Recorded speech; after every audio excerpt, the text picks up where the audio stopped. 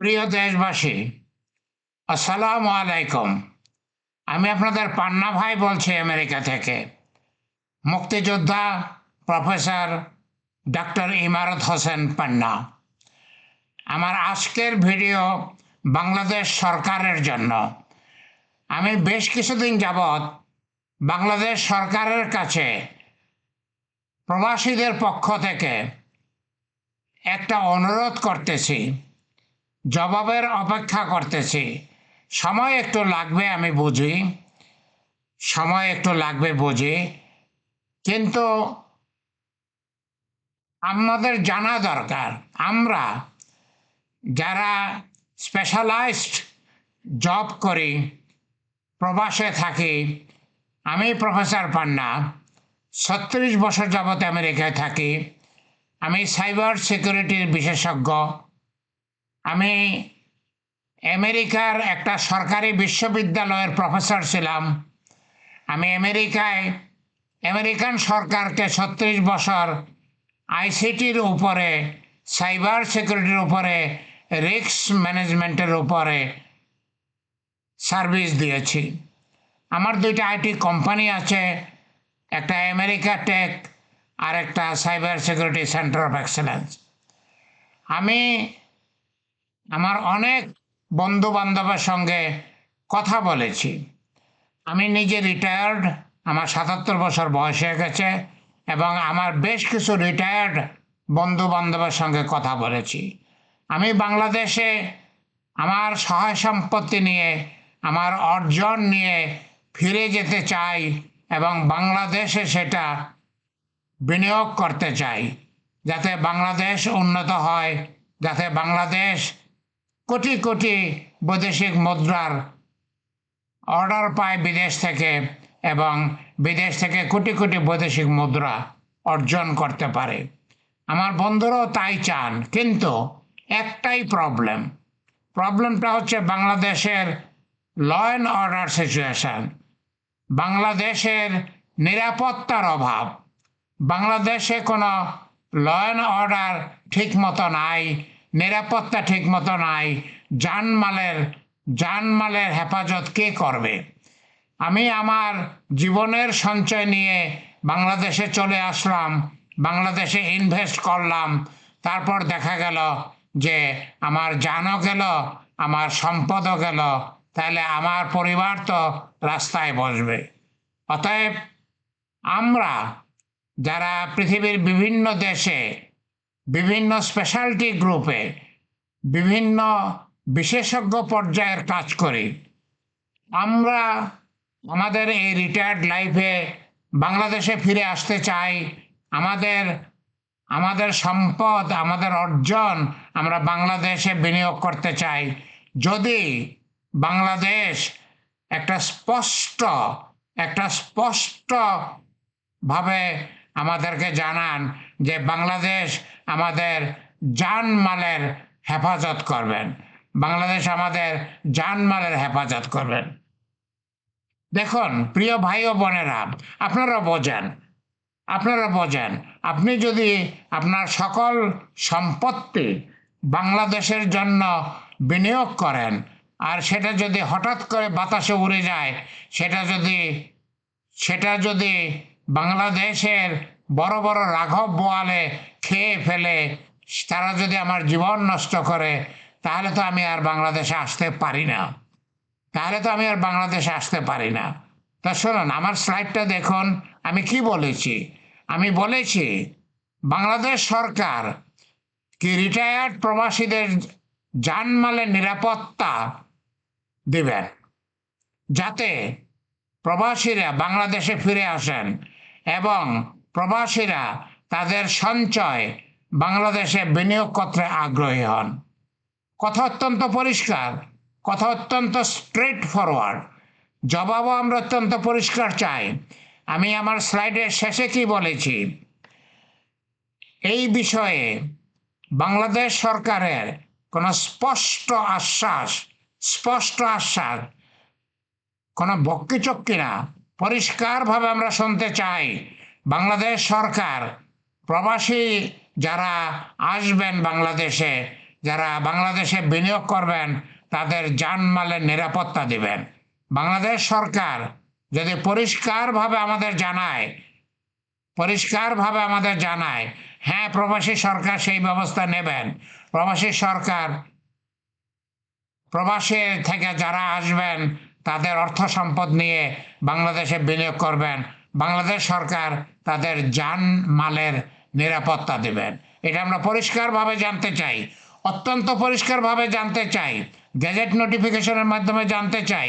তারা কি ব্যবস্থা নেবেন সেটা আমরা জানতে চাই। আমরা জানতে চাই। শোনেন, আমি একজন মুক্তিযোদ্ধা হিসাবে আমি হয়তো গান লাইসেন্স পাবো, কারণ মুক্তিযোদ্ধারা গান লাইসেন্স পাওয়ার উপযোগী। কিন্তু সব প্রবাসী তো আর মুক্তিযোদ্ধা নন, তারা তো গান লাইসেন্স পাবেন না। আর একমাত্র গান লাইসেন্সই তো বড় কথা না, আমাদেরকে 24/7 নিরাপত্তা দিতে হবে। আমাদের 24/7 নিরাপত্তা দিতে হবে। তাহলেই না আমরা আমাদের সমস্ত সম্পদ নিয়ে বাংলাদেশে আসব এবং বাংলাদেশে সেটা বিনিয়োগ করব এবং বাংলাদেশের জন্য আমরা বিজনেস করব, যাতে বাংলাদেশের জন্য আমরা আইসিটি সেক্টরে, আপনারা জানেন আইসিটি কত ইম্পর্টেন্ট। পৃথিবী চলছে এখন সাইবার সিকিউরিটি দিয়ে, পৃথিবী চলছে এখন রিস্ক ম্যানেজমেন্ট দিয়ে, পৃথিবী চলছে আইসিটি দিয়ে। সেই আইসিটিতে আমি কাজ করি, 36 বছর যাবত আমি কাজ করি। বাংলাদেশেও আমি আইসিটিতে কাজ করেছি। আমি বাংলাদেশে একজন বিসিএস অফিসার ছিলাম। আমি আন্তর্জাতিক এয়ারপোর্টে সিভিল এভিয়েশন ডিপার্টমেন্টের কম্পিউটার ডিভিশনের হেড ছিলাম। অতঃপর আমি কলেরা হাসপাতালে ডাটাবেজ ম্যানেজমেন্টের একজন সিনিয়র ম্যানেজার ছিলাম। এছাড়াও আমি একটা কলেজের প্রফেসর ছিলাম, বক্সিগঞ্জ কিয়ামতুল্লাহ কলেজের। আমি বায়োলজি ডিপার্টমেন্টের হেড ছিলাম। আমি 1990 সালে আমেরিকায় চলে এসেছি। আমেরিকার বিখ্যাত ইউনিভার্সিটি জনস হপকিন্স ইউনিভার্সিটি আমাকে বাংলাদেশ থেকে চাকরি দিয়ে 1990 সালে আমেরিকায় এনেছে। তখন থেকে 36 বছর যাবৎ আমি আমেরিকায় আছি। আমি আমেরিকায় নতুন করে বিএস করেছি, এমএস করেছি, পিএইচডি করেছি। আপনারা হয়তো শুনলে আশ্চর্য হবেন, আমার 60 বছর বয়স হওয়ার পরে আমি পিএইচডি করেছি। আমার 60 বছর বয়স হওয়ার পরে আমি পিএইচডি করেছি। আর তা করেছি বলে আমি আমেরিকার একটা সরকারি ইউনিভার্সিটির প্রফেসর হতে পেরেছি। আমি আমেরিকান সরকারে 36 বছর আইসিটির উপরে বিভিন্ন সার্ভিস দিতে পেরেছি, উচ্চপদস্থ সার্ভিস দিতে পেরেছি। যাই হোক, সেটা বড় কথা না। আমি এখন রিটায়ার্ড। আমি বাংলাদেশে ফিরে আসতে চাই। আমার সম্পত্তি নিয়ে, আমার অর্জন নিয়ে আমি বাংলাদেশে ফিরে আসতে চাই। আমি বাংলাদেশে সেটা বিনিয়োগ করতে চাই। বাংলাদেশে যেসব আইসিটি এক্সপার্ট আছেন তাদেরকে আমরা আরও ট্রেনিং দেব। আমি ইতিমধ্যেই আমার আমেরিকা টেক কোম্পানির একটা ঢাকায় অফিস করেছি। যাত্রাবাড়িতে 5 জন এক্সপার্ট নিয়োগ দিয়েছি। তারা খুব ভালো কাজ করতেছেন। আমি তাদের কাজে খুশি।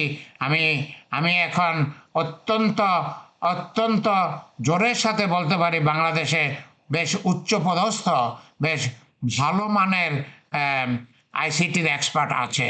কারণ আমি যে 5 জন নিয়েছি তারা ভালো কাজ করতেছে। আমি বাংলাদেশে আসব, আমি আমার অফিসটাকে আরও বড় করব, আমি আরও অনেক লোক নিয়োগ দেব। আমি বাংলাদেশ থেকে পৃথিবীতে বিভিন্ন দেশে সার্ভিস দেব, যাতে বাংলাদেশ লক্ষ লক্ষ বৈদেশিক মুদ্রা অর্জন করতে পারে। আমি তো শুধু আমার কথা বললাম। আমি এরকম কয়েক হাজার বিদেশে থাকে এক্সপার্টকে বাংলাদেশে নিয়ে আসবো আশা করি। আমি একটা আন্দোলন গড়ে তুলব, আইসিটির আন্দোলন।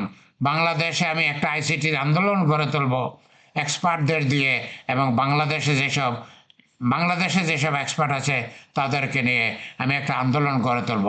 কিন্তু কথা একটাই, আমি যতক্ষণ পর্যন্ত বাংলাদেশ সরকারের থেকে না জানব যে বাংলাদেশ সরকার